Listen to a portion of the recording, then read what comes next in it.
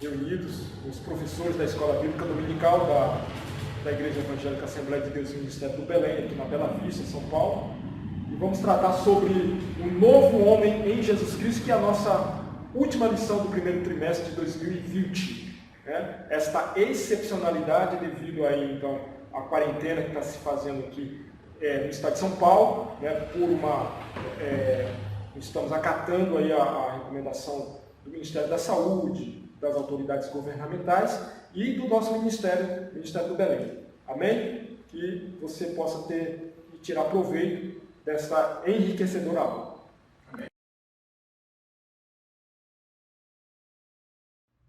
Oramos, maravilhoso Deus e amado Pai, estamos aqui, Senhor, na Tua presença, dando início à nossa aula de encerramento do nosso trimestre.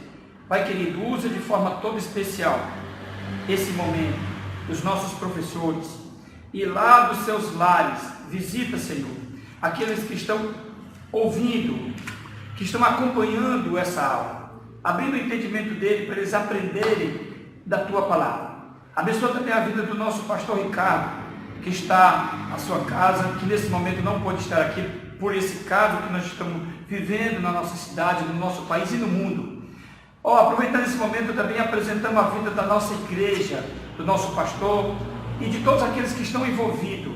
Pai querido, abençoa e ajuda todos aqueles que estão, meu Pai, nesse momento nos leitos dos hospitais e de uma forma toda especial, ser conosco, no nome de Jesus.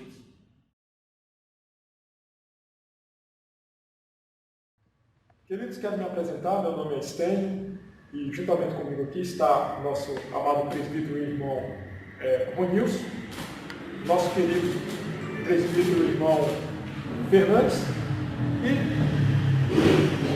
o nosso querido professor e superintendente da Escola Bíblica Dominical, nosso amado irmão José Paixão. Né? Sobre o assunto de hoje, nós vamos tratar então sobre o novo homem em Jesus Cristo.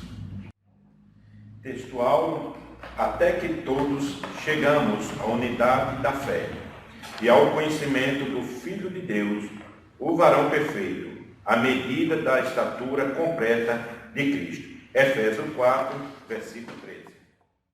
Verdade prática: a salvação em Jesus Cristo leva-nos à perfeição espiritual, moral e ética, porque Ele, embora Deus, foi a mais perfeita e completa dos seres humanos. Vamos à nossa leitura bíblica em classe, que está aqui indicada em João, capítulo 3, do versículo 1 ao 16. E havia entre os fariseus um homem chamado Nicodemos, príncipe dos judeus. Este foi ter de noite com Jesus e disse-lhe: Rabi, bem sabemos que és mestre vindo de Deus, porque ninguém pode fazer estes sinais que tu fazes, se Deus não for com ele. Jesus respondeu e disse-lhe: na verdade te digo, que aquele que não nascer de novo, não pode ver o reino de Deus. Disse-lhe Nicodemos: como pode um homem nascer sendo velho? Porventura pode tornar a entrar no ventre de sua mãe e nascer? Jesus respondeu: na verdade te digo, que aquele que não nascer da água e do Espírito não pode entrar no reino de Deus. O que é nascido da carne é carne, e o que é nascido do Espírito é Espírito. Não te maravilhes de ter dito: necessário vos é nascer de novo. O vento assopra onde quer, e ouves a sua voz. Não sabes de onde vem, nem para onde vai. Assim é todo aquele que é nascido do Espírito. Nicodemos respondeu e disse: como pode ser isso? Jesus respondeu e disse: tu és mestre de Israel e não sabes isso? Na verdade te digo, que nós dizemos o que sabemos e testificamos o que vimos, e não aceitais o nosso testemunho. Se vos falei das coisas terrestres e não crestes, como crereis, se vos falar das celestiais? Ora, ninguém subiu ao céu, senão o que desceu do céu, o Filho do Homem, que está no céu. E como Moisés levantou a serpente no deserto, assim importa que o Filho do Homem seja levantado, para que todo aquele que nele crê não pereça, mas tenha a vida eterna.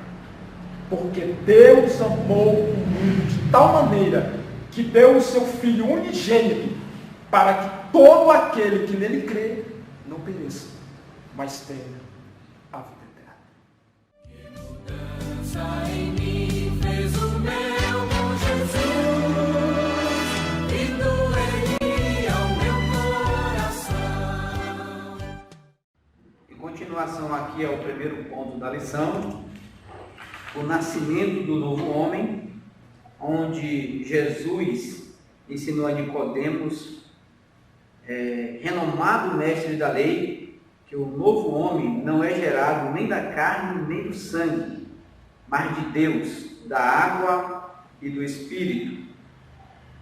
É o primeiro tópico da lição, que diz assim: nascido não do sangue e nem da carne. No prólogo do seu evangelho, o apóstolo João afiança que o novo homem em Cristo é, antes de tudo, uma criação espiritual. Não é gerado nem do sangue, nem da carne, mas de Deus. A gente pode ver essa referência em João 1, 12 e 13, onde diz que todos aqueles que o receber, ele dá o poder de ser feito filho de Deus. E em continuação nós observamos aqui, apesar do pecado do primeiro Adão, nós podemos renascer para Deus através dos méritos de Jesus, o último Adão. A atuação do Espírito Santo no interior do ser humano é o milagre mais expressivo que Deus pode operar em nossa vida. Ao nascer de novo, o homem experimenta um novo Gênesis, a comunhão plena com o Pai Celeste. Romanos 8,16, que o Espírito testifica com o nosso Espírito que somos filhos de Deus. Fica aqui agora os nossos comentários, diante do nosso superintendente professor Estênio, a comentar juntamente comigo, a melhorar o raciocínio, de que esse novo homem, ele não é gerado da carne e do sangue, até porque isso, professor, Deus já fez quando criou o homem. Ele fez o homem carne e sangue. Isso foi a primeira criação de Deus a respeito do homem. E essa segunda criação de Deus, ela se dá em quê? No Espírito. Ou seja, Deus gera o homem de forma espiritual. Eu diria que é uma irrigação espiritual no ser do homem. Como diz a lição, uma coisa maravilhosa da parte de Deus, né? Essa irrigação onde Deus nos leva a uma comunhão mais profunda, onde nem mesmo o primeiro Adão ele teve essa comunhão. E é interessante que as duas passagens aqui neste tópico, ele fala de filiação. Né? E essa coisa de filiação é como se eu passasse esses genes, né, para a minha posteridade. Essa coisa de filiação, ela traz essa coisa espiritual de Deus está nos formando. Né? Então é interessante isso. Não é como o filho bastardo, né? Mas é o filho legítimo. Então aí nós somos nascidos em Cristo, está dizendo, nós podemos renascer para Deus, mas através de quê? Através do mérito da obra de Cristo. Você vê que ele faz É interessante que ele faz essa relação entre Deus e o seu Filho Jesus Cristo e a nossa criação. Que criação? Essa nova criação agora, espiritual. O engraçado é que Deus, engraçado ou interessante, é que Deus ele não impediu o mérito da formação humana, da forma física. Ele não impediu. Esse processo é de um jeito. E o renomado, como diz a lição aqui, Nicodemos questionou Jesus porque ele não conseguia comparar o que seria o nascimento espiritual, ele não conseguiria comparar, porque ele estava olhando para o nascimento, para essa formação física, né? Jesus ele não estava condenando essa criação física, ele estava dizendo que essa criação física estava caída e que ela necessitava ser formada com padrão e métodos totalmente diferentes do padrão anterior, que é o físico. Agora, o cenário para esse renascimento espiritual era outro. Era mais pela questão do ensinamento, mais pela obra redentora de Jesus. É ser formado em Cristo Jesus. Diríamos assim que é o implante da escola de Cristo para nós, né? Alguém dos nossos irmãos tem algum comentário a fazer a respeito? Ficou bem compreensivo? Essa criação do novo homem? É como o apóstolo Paulo fala, né? Não vivo mais eu, mas Cristo vive em mim. Quer dizer que agora ele vive na pessoa bendita de Cristo. Tem uma nova vida. Nova vida é ter novas atitudes. É sair de uma direção errada para uma direção correta, reta. Vamos dizer assim, você está andando na contramão, aí você está andando na mão certa. Aí é viver uma nova vida diante de Cristo. É nascer de novo. O irmão Stênio comentou na introdução da hereditariedade do pecado original, de Adão. É isso? Que o ser humano natural, ele carrega sobre ele esse pecado. Já no mundo espiritual, ou do novo nascimento que você está falando aí, ele já não tem mais isto. Ou seja, é o que eu acredito. Me cumprimenta aí, se eu estiver errado. Eu acredito, pelo que eu vejo aqui, pelo que a própria lição ensina, que no mundo espiritual, ou seja, para o novo homem, já não existe uma hereditariedade espiritual. Se o homem não quiser, quebra, sai e volta, não é isso? Você não partiria para aquela visão do calvinismo, não é isso? Uma vez o homem salvo, salvo para sempre. Seria o hereditarismo espiritual, não é isso? Então que se percebe que isto só funciona para o pecado original. É isso? Mas, quando a gente trata do pecado original em relação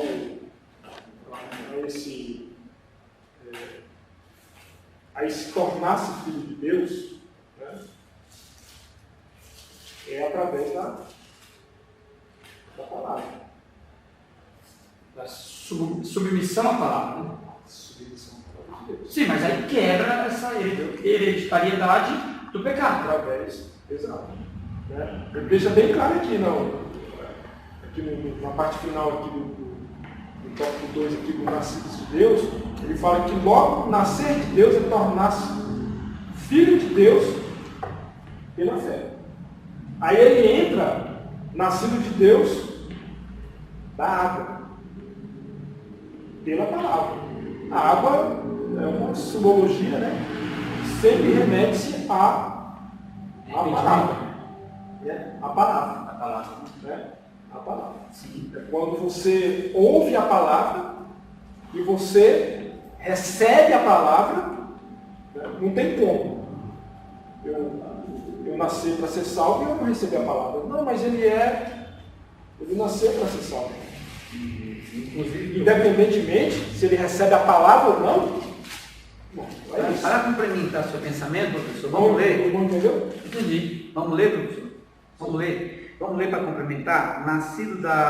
Nascido de Deus, né? Sim. Para dar continuação. Sim. Certamente alguns irmãos vão compreender melhor. Nascido de Deus. O nascimento do novo homem é descrito pelo evangelista como o ato de nascer de Deus, em João 1:12. Alguém poderia fazer o favor de ler para mim? Quem?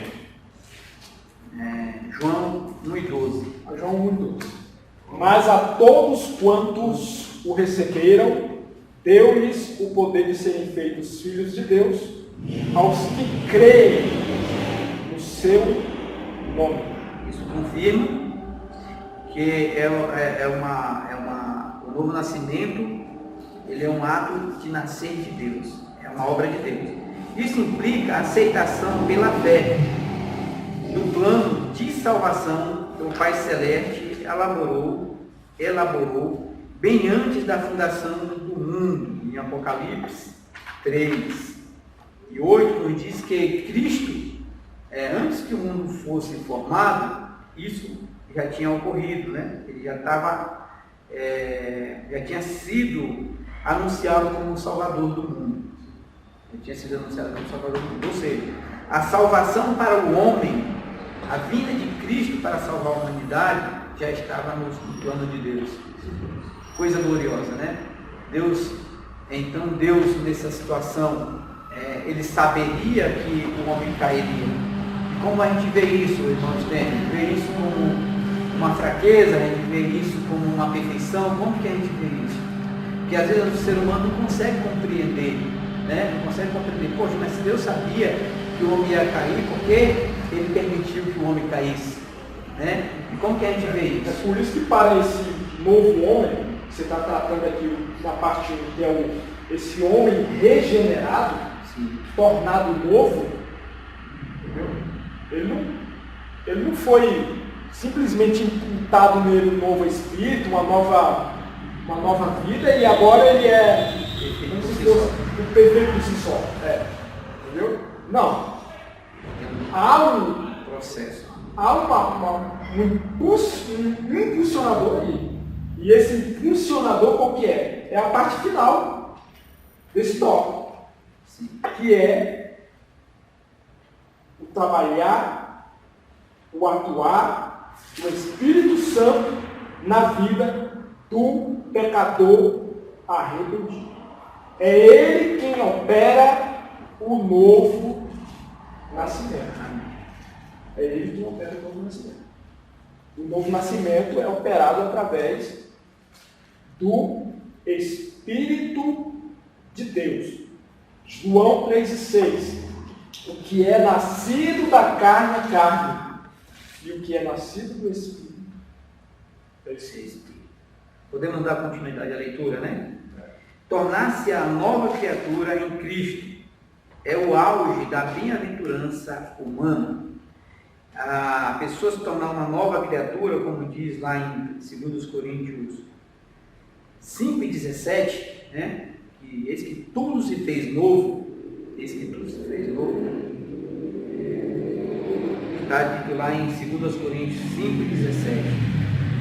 As coisas velhas já passaram e agora tudo se fez novo. Também em Gálatas 6:15 nos diz que em Cristo nem a circuncisão nem a incircuncisão tem valor algum, né? Mas agora é necessário ser de fato uma nova criatura.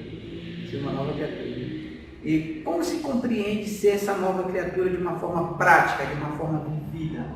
Qual é a prática do cristão, dessa nova criatura, como abordado na introdução, um ser que pode alcançar essa perfeição no sentido espiritual, né? E de vida humana também, porque a carne ela está num processo de santificação, e a gente pode ver essa santificação não como um super Deus, mas de uma forma plena no homem perfeito que é Jesus Cristo. O professor também tem algum comentário para fazer conosco, né, a respeito desse assunto? Esse momento aqui desse novo nascimento é justamente quando ele recebe a palavra, quando ele recebe. E aí quando ele crê nessa palavra. Aí nesse momento entra o Espírito de Deus e começa a trabalhar neste novo homem, que recebeu a palavra pela fé, né? Então há esse start. Né? Não é, mas foi dele mesmo. Olha, não vou entrar aqui em discussão se se é por mérito do homem, mas o homem ele foi atingido. Por isso que Deus nos criou com uma racionalidade, certo? Nos criou com uma consciência, com uma capacidade, e isso vem de Deus. Isso não quer dizer que Deus nos deu o intelecto justamente para eu compreender. E aí Deus vai trabalhando no meu coração para me tornar um homem espiritual. Ah, tem pessoas intelectuais e que não são espirituais? Tem. Entendeu? Ele vai entender a palavra simplesmente pelo intelecto? Não. As coisas se discernem espiritualmente. Quer dizer, pelo Espírito de Deus. Igual Tito 3,5. Tito 3,5 diz assim: não por obra de justiça praticada por nós, mas segundo a sua misericórdia, ele nos salvou mediante o lavar regenerador, renovador do Espírito. Nascido da água. O batismo em água só tem efeito salvador quando recebido pela fé. Marcos 16,16 nos diz que se crer e for batizado, será salvo. Ou seja, é preciso crer, é preciso ter fé para ser batizado. Se devidamente observado, simboliza não apenas a morte e a ressurreição de Cristo, como também o nascimento espiritual daquele que o recebe como Salvador e Senhor. Romanos 6, do 1 ao 12, uma leitura que cada um pode fazer individualmente, onde Paulo nos mostra que não devemos estar no pecado, porque somos uma nova criatura. O texto é um pouco grande, mas eu acredito que os irmãos individualmente podem ler esse texto em casa, quando estiver fazendo o seu estudo. O pecado ele é totalmente banido nesse texto como uma nova criatura. Continuando, dessa forma cumpre-se o que Paulo escreveu, asseverando que Jesus nos salvou mediante o lavar regenerador e renovador do Espírito Santo, que está em Tito 3 e 5. Aqui é só uma repetição. Dessa experiência surge um novo homem em Jesus Cristo. Ou seja, nós observamos aqui que existe um nascer da água, e esse nascer da água é símbolo, é representativo de alguém que de fato já tem uma convenção verdadeira. É levantada a tese aqui, o questionamento de que o batismo ele não renova, o batismo ele não, em si só, ele não salva, ele não liberta como um passo mágico, de maneira nenhuma. O batismo é para o salvo, para aquele que teve um encontro com Cristo, para aquele que espiritualmente já nasceu. É um ato representativo desta morte e desta ressurreição de Cristo. Ou seja, nós estamos carregando em nós, por meio do batismo, o nascer da água, este morrer em Cristo para nascer uma nova criatura. Certo, professor? Amém? Vamos continuar aqui o quarto tópico do primeiro ponto. Nascido do Espírito Santo. A regeneração só é possível através da doação do Espírito Santo na vida do pecador arrependido. É ele quem opera o novo nascimento. João 3 e 6. Se os irmãos acharem por bem ler, a gente pode ler João 3 e 6.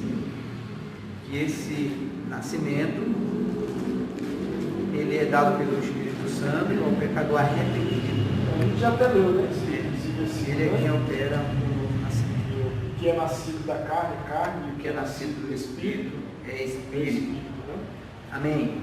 Esse ato regenerador não pode ser explicado em linguagem humana, que em sequência João 3 e 8 nos diz que assim como se ouve a voz do vento, e não sabe para onde ele vai, assim é todo aquele que é nascido do Espírito, porque aquele que é nascido do Espírito, ele obedece. Se nós não obedecermos às leis naturais, nós seremos transgressores, da mesma forma, é necessário obedecer às leis espirituais para que possamos crescer espiritualmente e ser uma nova criatura. Não é isso? Essa é a linguagem que eu compreendo, porque se a pessoa for querer viver espiritualmente de uma forma física, ele não vai obedecer à fé, ele não vai obedecer a Deus, ele não vai compreender essa dimensão espiritual. Não vai. Ou seja, é mais uma obediência do que uma compreensão lógica. Não é isso? Compreender de forma lógica é querer racionalizar de forma humana as coisas, como Nicodemos o queria. Não pode ser visto assim, porque o espiritual tem o seu contexto. Primeiramente, é entender a voz do Espírito Santo. Tem muitas pessoas que não têm intimidade com o Espírito Santo. Não tem.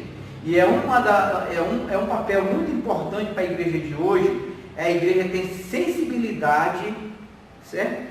Ter sensibilidade para ouvir a voz do Espírito Santo, porque o Espírito Santo nunca ele vai trazer uma doutrina contra Cristo.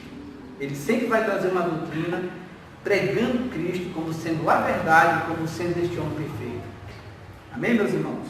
Concluindo aqui, somente a partir dessa ação sobrenatural em nossa alma é que o novo homem em Cristo torna-se possível.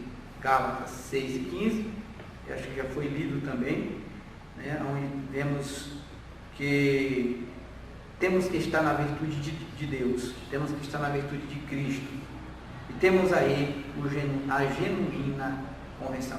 Aí se dá o processo do nascimento do novo homem. E eu agradeço a minha oportunidade.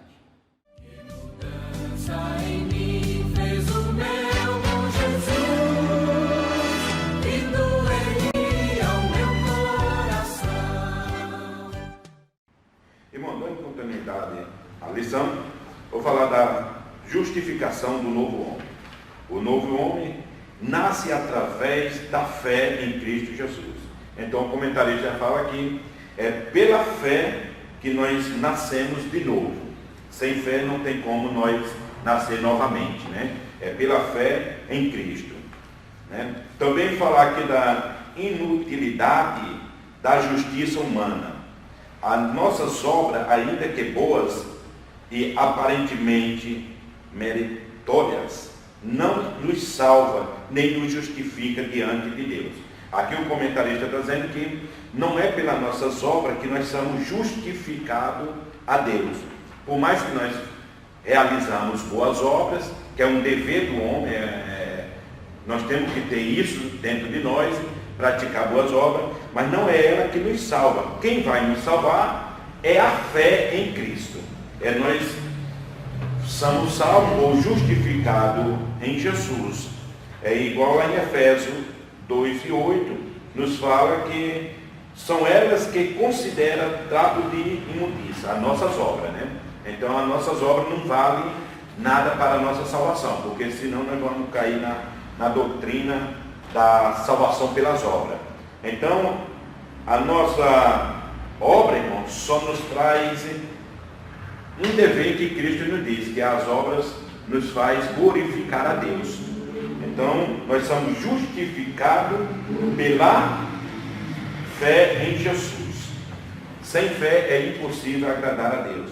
Também tem a maravilhosa doutrina da justificação.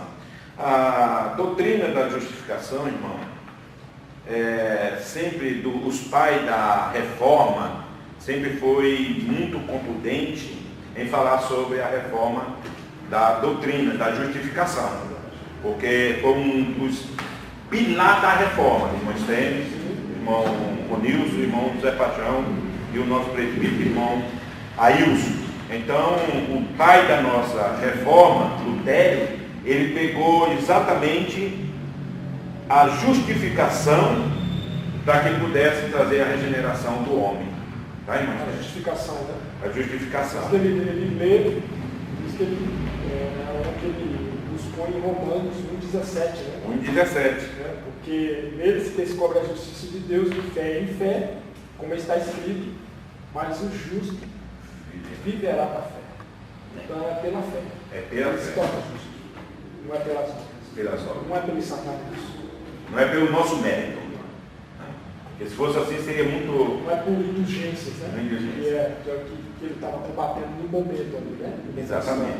E como relacionar essa fé com a obra de acordo com Paulo e Tiago? Relacionar a Fé obra... com a obra, no sentido de fé. Porque Paulo, ele não contradiz Tiago. E Tiago não contradiz Paulo. Ele complementa. Um é um complemento do outro. A fé não gera, a obra não gera fé, mas quem tem fé gera obra. Certo?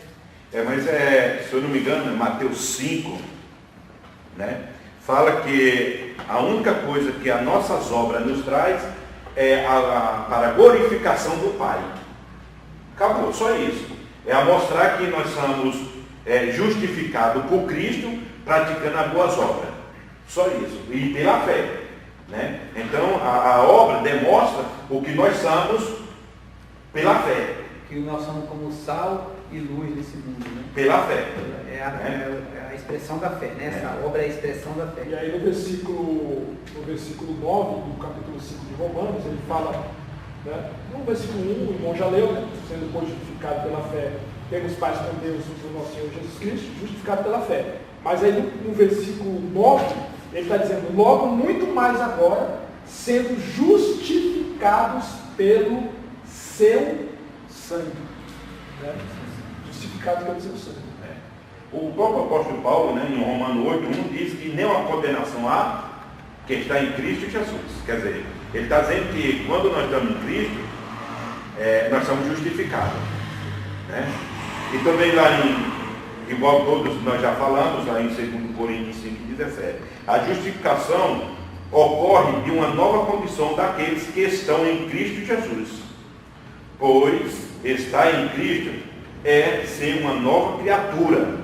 Romanos 8, 10 e 11, se nós puder ler, nós vamos ler. E se Cristo está em vós, e o corpo, na verdade, está morto, por causa do pecado, mas o Espírito vive por causa da justiça, se é o Espírito daquele que dentre os mortos ressuscitou a Jesus, habita em vós. Aquele que dentre os mortos ressuscitou a Cristo, também vivificará os vossos corpos mortais pelo Espírito que em vós habita, né? Romano. Então, quando nós somos justificados, nós vamos receber o quê? Agora o Espírito de Deus, como o apóstolo Paulo está nos ensinando aqui, né? Agora ele habita em nós, é onde nós vamos continuar sendo justificados. Quando aceitamos pela fé as condições de Cristo ser o nosso Salvador. Nesse Espírito de Cristo, Presbítero Fernandes, que eu acho muito interessante, ele fala assim, e recebemos o Espírito de Cristo que diz Abba Pai, ou seja, isso é uma dependência, né? Nós recebemos o Espírito de Cristo para estar na mesma condição da dependência de Cristo do Pai, para obedecer ao Pai, certo? Certo. O cristão só é declarado justificado ou justo diante do Pai no corpo da sua carne, pela morte, para presente ele apresentar irrepreensível e inculpável diante de Deus. Está lá em Colossenses 1:22, Efésios 2:6 e Colossenses 3:20. Se nós vamos ler, irmãos tem? Vamos ler aí, no Zé Paixão, se vocês quiserem, enquanto vocês pegam esse texto, né? Colossenses 1:22. Colossenses 1:22. Né? Isso. Colossenses 1:22. E Efésios 2:6. Colossenses 1:22. No corpo da sua carne pela morte, para perante ele vos apresentar santos e irrepreensíveis e inculpáveis. Quer dizer, a partir que nós somos justificados pela fé crendo em Cristo, ele nos aceita, nós morremos para o mundo, né? Estamos mortos para o mundo, agora em carne, mas no que o versículo está dizendo, para Cristo. Achou? Efésios 2:6. E nos ressuscitou juntamente com ele e nos fez assentar nos lugares celestiais em Cristo Jesus. Está vendo? Por isso, irmão, que a nossa justificação não é pelas obras, é pela fé em Cristo. Fez nos sentar em Cristo. Colossenses 3:1, irmãos, por favor, é que o senhor está lendo. Portanto, se já ressuscitastes com Cristo, buscai as coisas que são de cima, onde Cristo está assentado à destra de Deus. Aí, irmãos, demonstra a nossa justificação. Quando nós somos justificados, aí nós também podemos pegar lá em 1 Coríntios, capítulo 11, versículo 1. Paulo dizendo, seja meus imitadores como eu sou de Cristo. Quer dizer, que agora eu sou justificado em Cristo, demonstrando para o homem a Cristo, ou dando um bom testemunho de Cristo sobre a minha vida. Por isso que nós somos justificados. Né? Eu lendo a lição e estudando, eu também achei muito interessante, eu até trouxe aqui alguns que dizem assim, a justificação é gratuita, pela graça de Deus, Romanos 3:24. Né? Então, a justificação vem pela graça. Quando nós aceitamos a fé, aí Deus tem misericórdia e nos dá agora a justificação. Cristo nos resgatou, este é o maior símbolo da justificação. Gálatas 3:13. Vamos ler Gálatas 3:13 para nós observar. Esse é o símbolo que nos demonstra. Eu tenho uma tradução mais diferente que diz assim: Cristo nos resgatou da maldição da lei, fazendo-se Ele próprio maldito em nosso lugar, porque está escrito, maldito todo aquele que for pendurado no madeiro. Se alguns irmãos tiverem outra tradução, então nós somos justificados diante de Cristo, porque Ele é o maior símbolo da justificação do homem, é a cruz. Tá, irmãos? É um dos maiores símbolos que nós temos, é a cruz do Calvário, é que nos faz ser justificado diante de Deus. O novo homem é justo, e um paralelo entre, eu achei muito interessante isso, irmãos, entre a festa bíblica e a nova condição do homem, ou vice-versa. Aí o comentarista que eu estudei diz assim, a festa bíblica, a Páscoa, o pães asmos e a primícia. A primeira festa é a Páscoa. Nesta fase, o crente recebe um novo nascimento, a passagem da vida velha para a nova vida em Cristo. Então é ele trazendo o simbolismo da Páscoa. Aí eu também estudando, vendo, eu até trouxe bastante um material sobre isso aí, também diz que a fase do pães asmo é a festa que alimenta, é o pão, né? É o fermento, e simboliza o pecado. Depois do novo nascimento, temos o fermento de nova vida. Agora nós não temos mais o fermento da massa, dos fariseus. Nós temos agora o fermento da nova vida, de nova criatura. E a fase da primícia, onde começamos a dar os primeiros frutos do Espírito em nova vida. Então, a justificação vem nessas fases que nós precisamos ter muito bem. Se nós damos novos frutos, nós estamos sendo justificados diante de Deus. E no último tópico aqui, o novo homem justo, a partir de sua conversão, o pecado já não tem mais poder sobre o homem.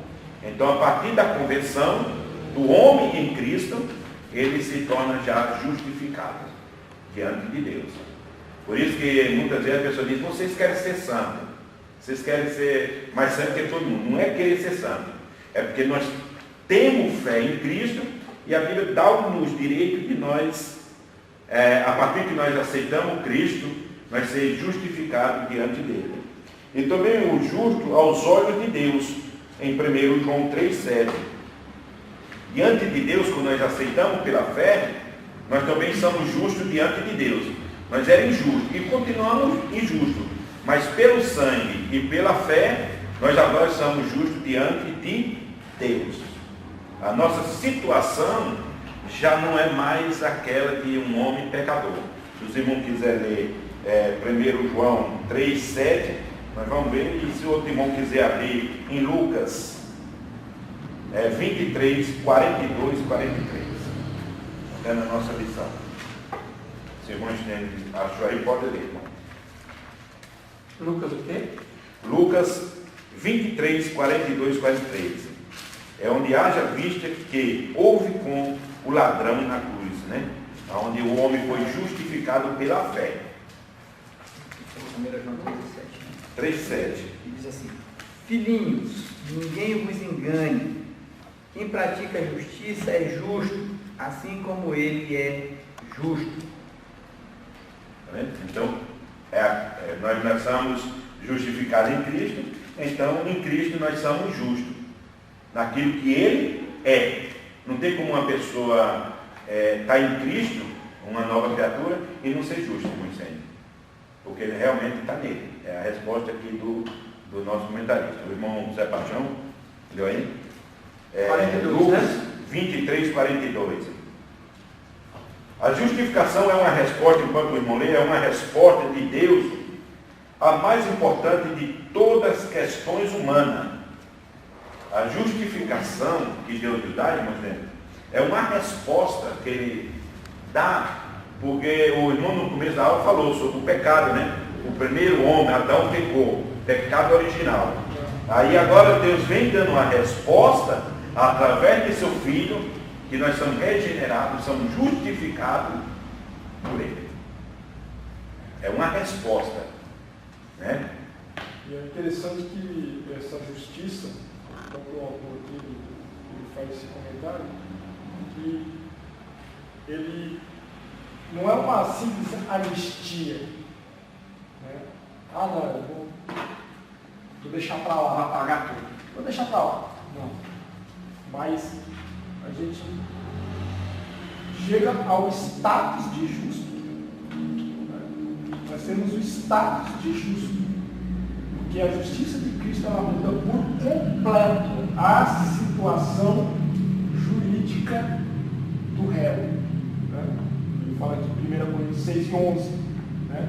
E é o que alguns têm sido, mas a vez sido lavados, mas a vez sido santificados, mas a vez sido justificados em nome do Senhor Jesus e pelo Espírito do nosso Deus. Então, obviamente não é por obras humanas que nós somos merecedores dessa Anistia. muito mais que anistia. Né? A obra humana não tinha que Isso aí é misericórdia pura, né? Porque Deus ele nos concedeu a remissão de tudo. Diz, olha, eu vou de tudo. O que você tinha de dívida, você não deve mais nada. Até porque a anistia, quando se comparado com ela, a anistia, ele pode não dever mais nada, mas ele fica mancha, ele fica sequela. A anistia, já no perdão divino ou na justificação, ele é pagado tudo, é isso? Quando você não compara com a anistia. Não é aquela mera, vamos dizer assim, relação humana, sabe? Não entendi. Você Então, grau, se chatear com o outro e dizer assim, olha, esquece, deixa pra lá. Só que dentro de si, às vezes, fica aquela mágoa. Não é verdade? Tá vendo? Já paga, mas fica sequelas. Sim, sempre sequelas. Você paga ali, mas... Na ordem forense, irmãos, não sei se o senhor já leu sobre isso daí, diz que daí as expressões ato judicial de Deus, ou ato de conhecimento de Deus. Deus tinha um conhecimento que o homem precisava ser justificado através do seu filho. Porque o homem era culpado. Culpado dos seus atos. Claro. Né? Por isso que Isaías nos ensina, né, que sobre si levou toda a nossa dor e nossos pecados. A palavra em hebraico, sadar, e em grego, ikar, significa anunciar ou pronunciar um verdadeiro favorável, declarar alguém justo. É o que Deus nos faz. Então, pela fé, nós vamos declarar que somos justos diante de Deus, e Deus também vai nos declarar. Né, irmão Xé? É o que está dizendo aqui o nosso comentarista. Também nos fala que Deus é justo, pelo que ele perdoa, incita e trata o homem que não é justo como se justo fosse. Amém? Deus é justo, mas mesmo nós não sendo justos, somos injustos, mas Deus nos trata como se nós fosse justo. O primeiro estado, né? No primeiro estado, tá? No pecado, ele já alcança o homem, mesmo sendo pecador, Romanos diz isso, né? 5:1 diante. E ele já deu a sua vida por nós sendo ainda pecadores, nós ainda pecadores, né?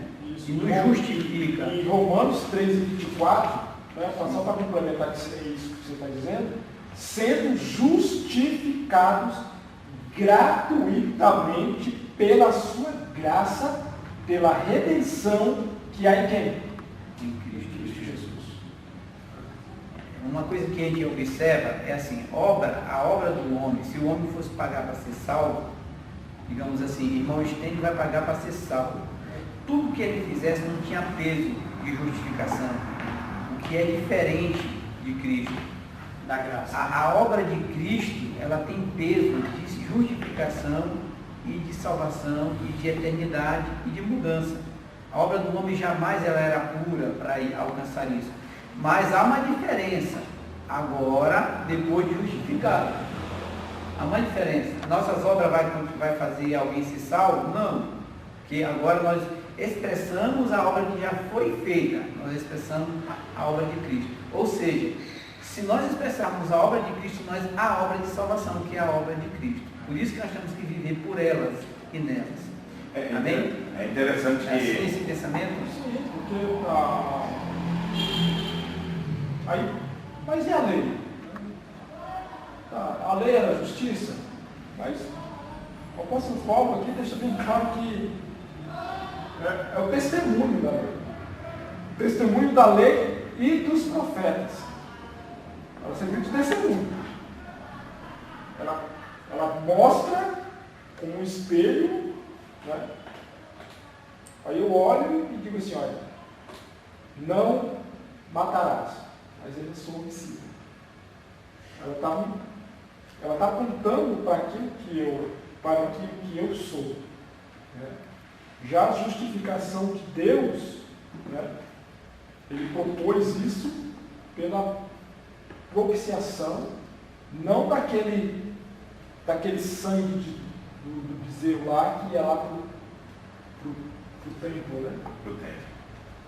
Mas era pela fé no seu sangue, para demonstrar sua justiça pela remissão é para tirar todo o pecado, né?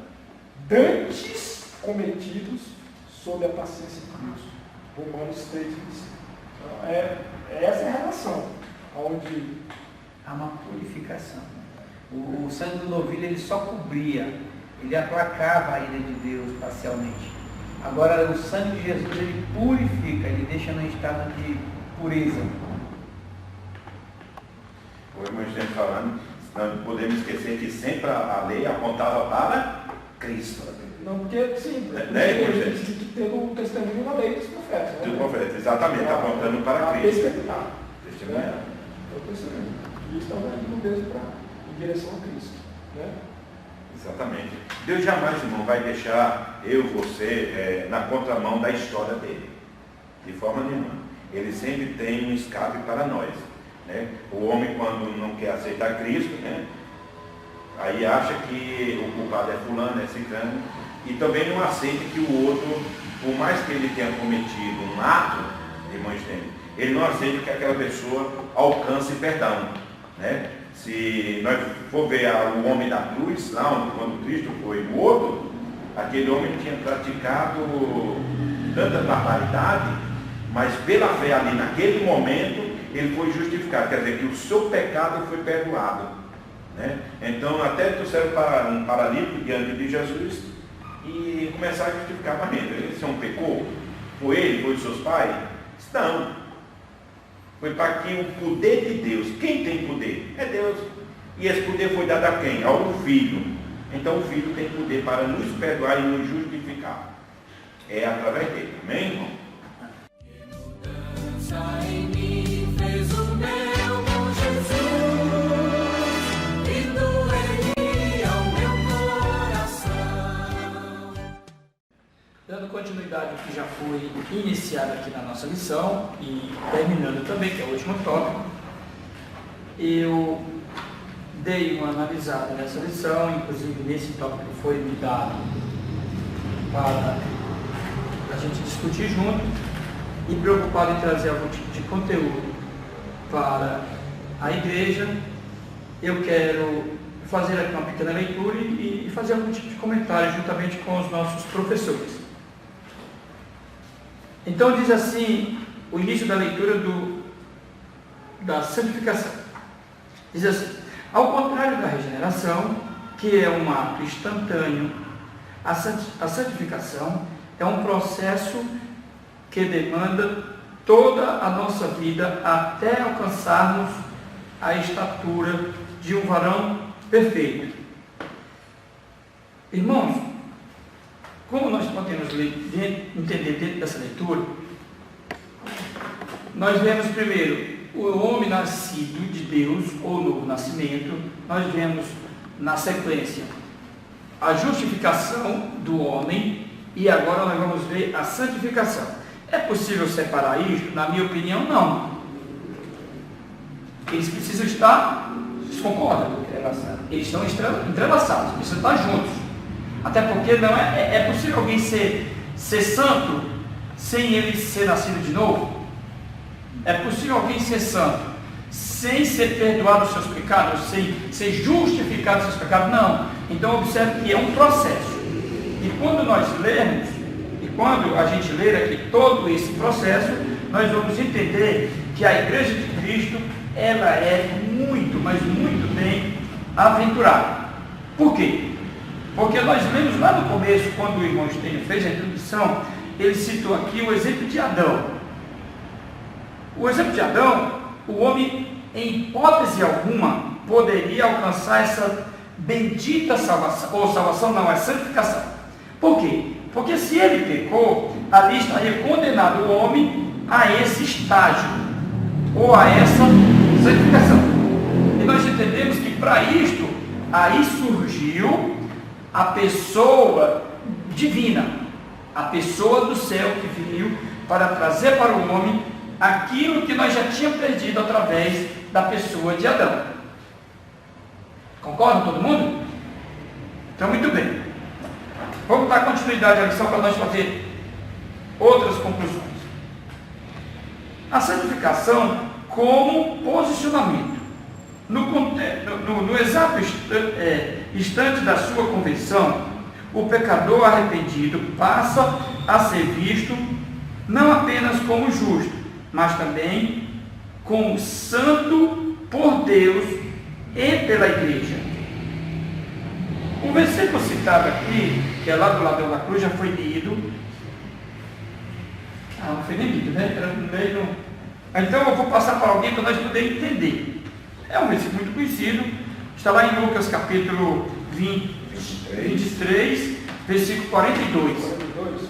Então eles apresentaram-lhe parte, desculpa, é Lucas 23, 42. Desculpa, 23, 42. E disse a Jesus: Senhor, lembra-te de mim quando entrares no teu reino. E disse-lhes Jesus: em verdade te digo que hoje estarás comigo no paraíso. Isso é Lucas 23 e 42. Exato.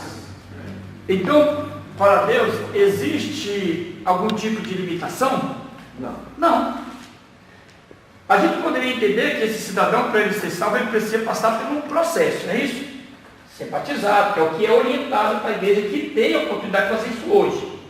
Já foi até discutido aqui nos tópicos anteriores, que o ser humano precisa seguir todas essas recomendações para garantir a sua salvação. Mas aqui Deus ele quer mostrar para o homem que a sua misericórdia, ela não tem limite sobre o homem. Alguém abra aí também no versículo que está lá em 1 Coríntios, capítulo 1, versículo 2. Está com ele aberto aqui, irmão. Eu até marquei aqui, que diz assim: a igreja de Deus que está em Corinto, aos santificados em Cristo Jesus, chamados para ser santos, com todos os que em todo lugar invocam o nome de nosso Senhor Jesus Cristo, Senhor deles e nosso. Então, nós entendemos, através da compreensão desse versículo, que qualquer um de nós, aonde nós estivermos, e invocar o nome de Cristo, estaremos, pela misericórdia do mesmo, nós estaremos salvos, não é isso? É isso? Continuamos nossa lição, até porque o tempo acho que já está no seu limite. Continuamos. Muito bem. Já separado do mundo, torna-se prioridade, propriedade exclusiva do Senhor. Aí tem lá em Êxodo, eu acho que nós... Êxodo 19, 5, acho que é isso daí. É 19, 5. Agora, pois, se diligentemente ouvinte a minha voz e guardai a minha aliança, a minha palavra, então serei a minha propriedade peculiar diante de todos os povos, porque toda a terra é minha. Jeremias 33, 38, 32, 38.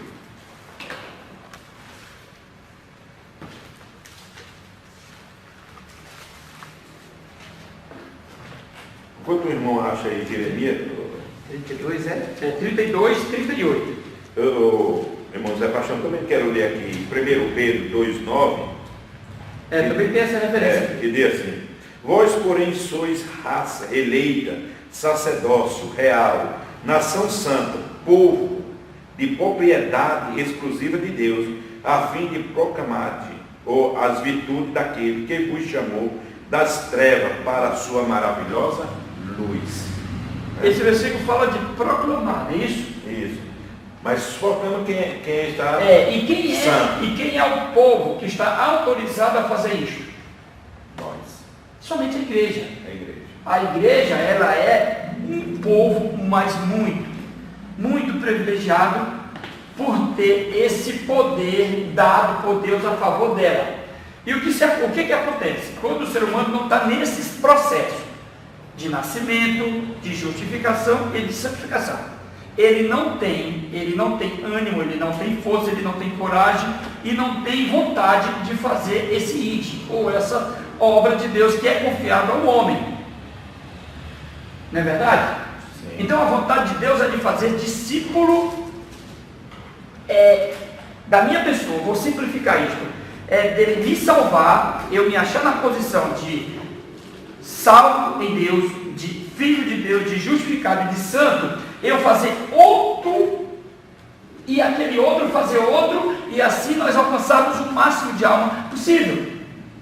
Agora, esse tipo de ação ou de trabalho, ele é possível sem ter esse processo em nossas vidas?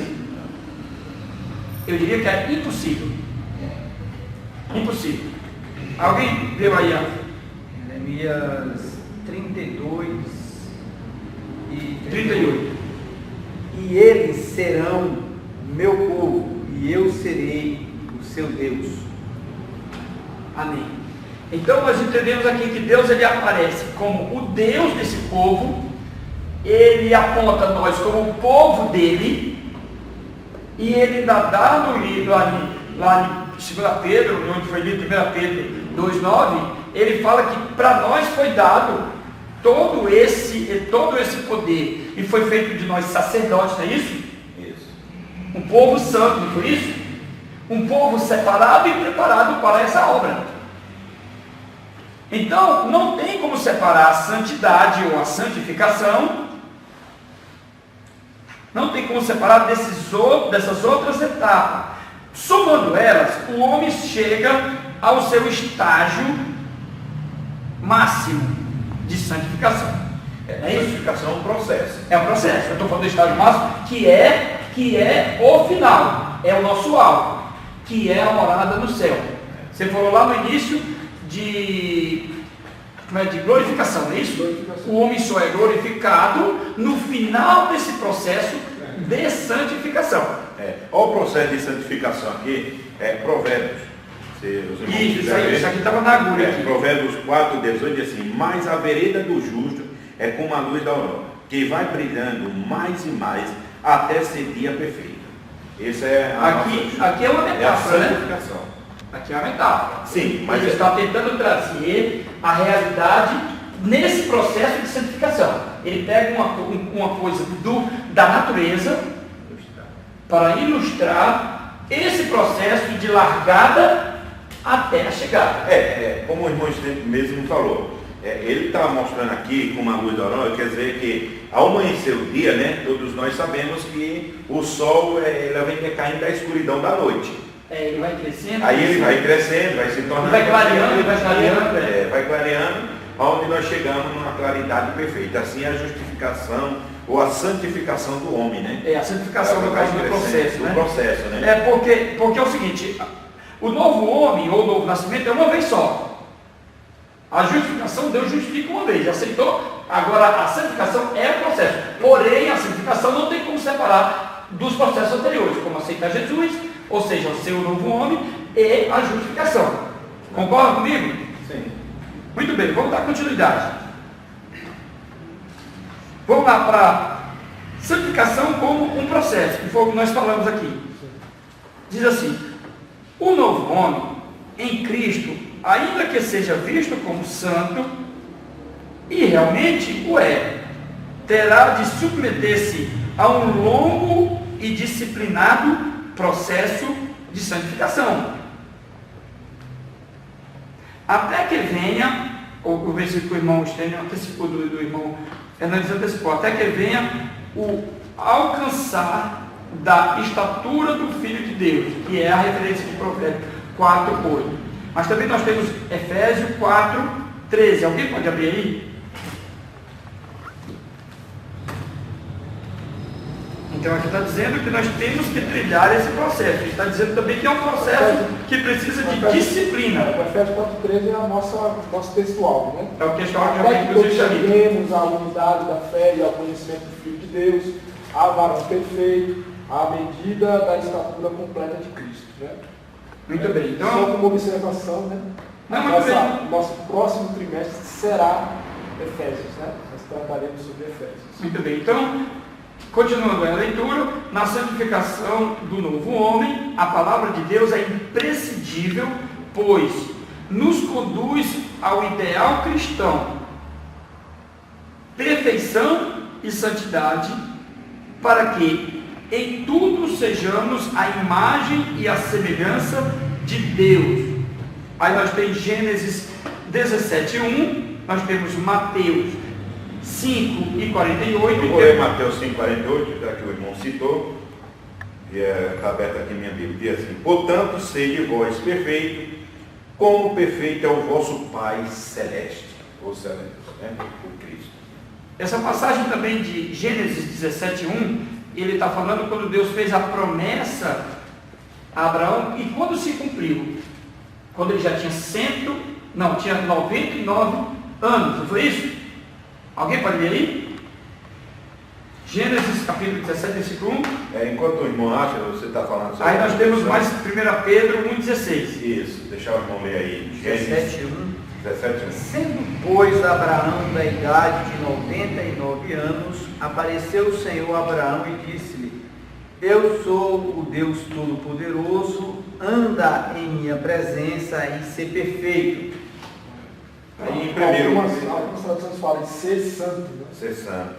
Em 1 Pedro, capítulo 1, versículo 16, diz: porque escrito está, sede santo, porque eu sou santo. 1 Pedro. Então, esses 3 versículos, ele está falando de que Deus, ele quer o homem próximo dele, mas na condição de separado, de santo. Não é isso? Então, nós entendemos que eles fazem menção a esse tipo de comportamento, ou de situação do homem, em termos de obediência e de santidade. O de Abraão aparece até como uma condição, né? Existe uma condicional aí. A palavra santificação ela pode significar, grosso modo, como separado, né? Certo. Mas é o ser dependente de Deus. Né? É ser dependente de Deus. Quero deixar claro para os nossos irmãos que estão nos acompanhando que o mundo, onde é o mundo moderno, o mundo de hoje, sempre foi assim, né? desde do Éden, o homem buscou uma deificação do próprio eu, né? E procurando um sentimento de autorrealização. Então, quando bate na sua porta uma adversidade, e que inclusive nós estamos passando por uma nesse momento, aí aquele sentimento de impotência, né? É frustrante. Então o homem ele chega pensando assim, olha, eu posso buscar, posso conquistar, mas eu sou carnoso. Eu sou carnoso. Sou limitado. Sou limitado. Sou limitado. Sou limitado. E não existe um momento melhor para refletir nessas limitações do que agora, né? Isso, inclusive para nós, igreja. Eu estava comentando para você mesmo hoje, inclusive, que eu estou mais crente hoje do que 3 semanas atrás. Quando fala de santificação, que é o que o irmão José Paixão está falando, irmão José, eu sempre me traz à memória o Salmo 1, que para mim é uma lição para que nós possamos diante. Se nós lermos o Salmo 1, a gente vem trazendo, que tanto nós falamos, bem-aventurado o homem que não se assenta na hora dos carniceiros, não é isso? Quer dizer, nós temos que ser separados, completamente diferente. A santificação é isso, a santificação é ser diferente.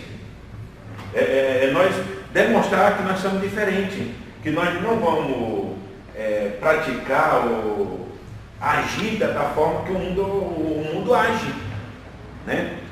O irmão esteve falando do que nós estamos passando, eu até falei com o senhor que nós somos tão frágeis na diversidade que coisas mínimas nos abatem, nos entristecem, nos tiram o ânimo, né? E aí quando chega, por que razão? Qual é a razão disso? Irmão, tudo acontece devido à soberba do homem, irmão Estênio. O homem não realmente deixar de Deus operar na vida dele. Isso é soberbo. Verdade. E por isso, meu amado irmão, você que está nos acompanhando, quando foi lido agora e confirmada com o textual, Efésios 4,13, o apóstolo Paulo, quando ele fala neste capítulo, ele está falando aqui sobre um assunto que é de importância para a sua vida. Efésios, capítulo 3, versículo 10, ele diz que para que agora, por quem? Pela igreja. Agora, pela igreja. A multiforme sabedoria de Deus seja conhecida. Então, meu amado irmão, eu acho que é de suma importância, agora, mais do que nunca, a igreja realmente se conscientizar do seu papel na terra, né, de demonstrar as obras maravilhosas que Deus nos proporcionou e que nos proporciona a cada dia.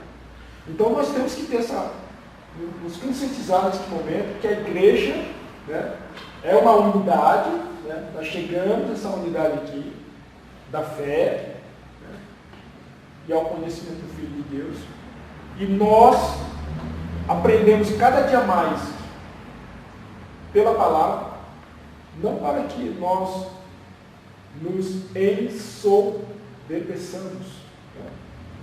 Não que a soberba e que nós nos orgulhemos disso, mas nós vivemos na dependência da palavra de Deus. Isso é a santificação que nós temos que buscar. É a igreja. processo. Viu, Michele? É o momento de a igreja demonstrar o poder de Deus. E aí demonstrar o poder que Deus dá para a igreja. A igreja precisa saber disso também. Porque muitas vezes as pessoas deixam isso de lado. O próprio Jesus, quando começou a fazer as obras dele, não chegaria dele, olha, esse homem faz obra. Que autoridade tu faz isso? Então a igreja tem autoridade na terra para fazer prodígio, irmão. Eis que vos dou o que é que Marcos, lá em Marcos capítulo 15, 16 diz? Que tudo que nós cremos em Deus, acreditamos, pedimos, vamos receber. Mas o sinal seguirão aos que creem. Então, se a igreja, que somos nós, eu, você, o irmão Ailson, todos nós somos a igreja de Cristo, nós temos esse poder. Quando ele enviou os seus discípulos, o que foi que ele disse? Eis que vos dou poder. Então, nessa época que nós estamos vivendo, eu acho que está mais que na hora da igreja regaçar a manga e demonstrar o poder de Deus para as pessoas. Que aí é onde vem a justificação, aonde vem a santificação, vem o novo homem, a nova criatura. E esse cenário também, irmão, da Só santificação. Só tomando sua palavra, já deixa você falar, irmão Nilson. A palavra de Deus diz que é pelo ouvir o que, irmão? A palavra de Deus, a própria palavra. E quem é a palavra? É o próprio Cristo. Amém? Como os irmãos falaram, e foi muito bem compreendido, a santificação faz parte de quê? Faz parte daquilo que Deus direciona por sua palavra. Porque a palavra, ela é o quê? Ela é, vamos usar uma linguagem assim, até bíblica, Ela é o prumo que nos mede a estatura de Cristo. É a palavra. E aí nós observamos que o homem, ele é um miserável, longe de Deus. Se Deus não trabalhar para nos salvar e nos trazer esse processo de santificação, a gente se perde do Senhor. Já visto na lição anterior, meus tempos, que o homem, ele estava como? Ele estava querendo se globalizar de uma forma que ele estava saindo dessa dependência de Deus. Ou seja, quando Deus age na história do homem, há uma oportunidade de salvação. A gente sabe que o homem, muitas das vezes, ele passa pelo juízo, assim, digamos, parcialmente e também totalmente, Porque muitos são ceifados porque eles se obstinaram. Mas eu quero ver quem é que resiste uma ação de Deus. Ninguém resiste. O homem é muito pequeno diante de uma ação de Deus. Mas diante das ações de Deus é a oportunidade, como disse nosso irmão Zé Paixão, ainda agora, Ele está mais crente agora, diante das epidemias, da situação. Não queremos dizer que Deus os fez isso, talvez tenha permitido, mas que há uma colheita, que há uma intervenção de Deus, e ninguém pode resistir. Tem que tirar proveito espiritual. Ninguém pode resistir, Ninguém pode resistir. Nós sabemos, irmão, que mesmo na tragédia, seja que acontece, tanto o justo como o injusto, ele vai padecer da mesma forma. E quando fala de santificação, irmãos, eu sempre me alegro, muitas pregações, as pessoas pregam sobre José. Chegando no Egito, vê a situação, ele tinha todo poder ali na mão, estava na casa do seu Senhor, teve a oportunidade de se tornar ainda mais poderoso, quando a mulher do seu Senhor veio para ali trazer proveito, ou tirar proveito de José, querendo se deitar com José, ele demonstrou íntegro e santo. Irmão, santo é isso, é rejeitar o pecado. Rejeitar o pecado. Tá? Santo, irmãos, é rejeitar o pecado. José foi santo porque rejeitou o pecado. Se nós não rejeitar o pecado, nós não vamos ser santos. E também não vamos ser justificados pela fé. Pelo fato de viver a palavra de Deus. De viver a palavra. Eu vi uma definição de santidade, isso está aqui no livro. Mas no estudo que eu fiz, que ele define, eu gosto de coisas simples. Ele define a santidade como sem mancha de pecado. Sim, Isso é simplesmente isso. Rejeitar o pecado. Sem mancha de pecado. Rejeitar o pecado. Bom, vamos lá. Por isso que eu quero concluir. O Cristo foi até a cruz sem pecado, sem pecado, nos torna santo através dele. Imagine se ele tivesse aceitado as propostas que Satanás pôs lá quando ele teve os 40 dias Eu quero no só falar um deserto. negócio aqui para encerrar a minha fala.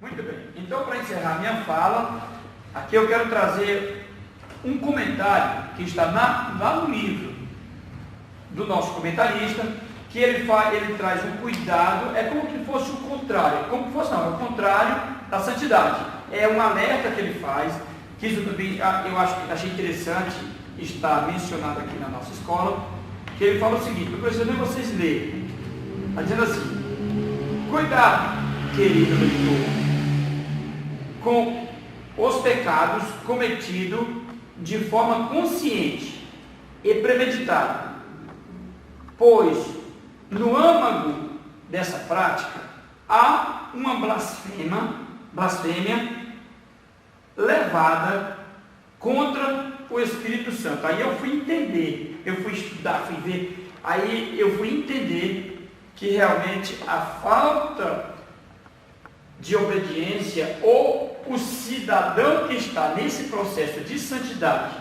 e ele comete pecado, que não seja o pecado que não está na nossa mente, na nossa consciência para praticar, que é aquele que a Bíblia diz que todo ser humano é pecador, mas aquele que você arquiteta ele, que você faz ele premeditado, é como se você estivesse abandonando a fé. A mesma fé que você está proferindo dentro da igreja. Alguém concorda? Eu achei muito interessante isso, porque ele faz você ver as duas coisas. Eu acredito que não é o nosso caso, mas acredito que por aí também tem muita gente assim, dentro dessa prática, que é o contrário do processo de santificação. Então, para esse povo, o nosso comentarista, ele diz que isto é blasfêmia. E aqui fica a minha palavra. Se vocês quiserem comentar alguma coisa. Eu queria só concluir. Acho que o tempo já se foi. Né?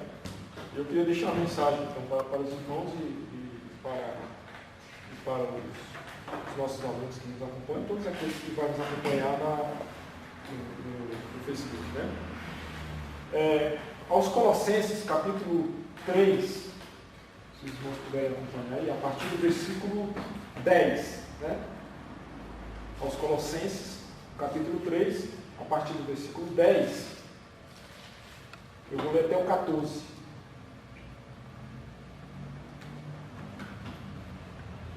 E vos vestistes de novo, que se renova para o conhecimento, segundo a imagem daquele que o criou. Onde não há grego, nem judeu, circuncisão, nem incircuncisão, bárbaro, cita, chinês, italiano, americano, brasileiro, né? Servo ou livre, mas Cristo é tudo em todos. Revesti-vos, pois, como eleitos de Deus, santos e amados, de entranhas de misericórdia, de benignidade, humildade, mansidão, longanimidade, suportando-vos uns aos outros e perdoando-vos uns aos outros, se algum tiver queixa contra outro, assim como Cristo vos perdoou, assim fazei vós também. E sobre tudo isto, revesti-vos de caridade, que é o vínculo da perfeição. Isso responde à primeira pergunta do autor, logo na introdução. É possível alcançar a perfeição espiritual nesta vida? Se revista do novo homem, buscando o conhecimento pela palavra de Deus e praticando o amor fraternal. É isso que ele nos indaga, que ele nos cobra que ele nos adverte. É viver debaixo da graça de Cristo. Isso eu acho que é o que tem, é o que nós temos que nos conscientizar.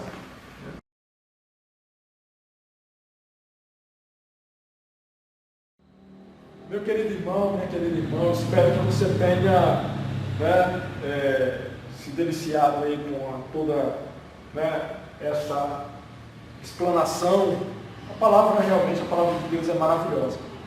E quero convidá-los para o próximo trimestre, a gente tratar então sobre esse assunto aqui, a igreja eleita, é o nosso próximo trimestre, redimida pelo sangue de Cristo e selada com o Espírito Santo da promessa. Então essa será nosso próximo assunto. É um assunto que realmente vai nos trazer bastante riqueza e bastante proveito.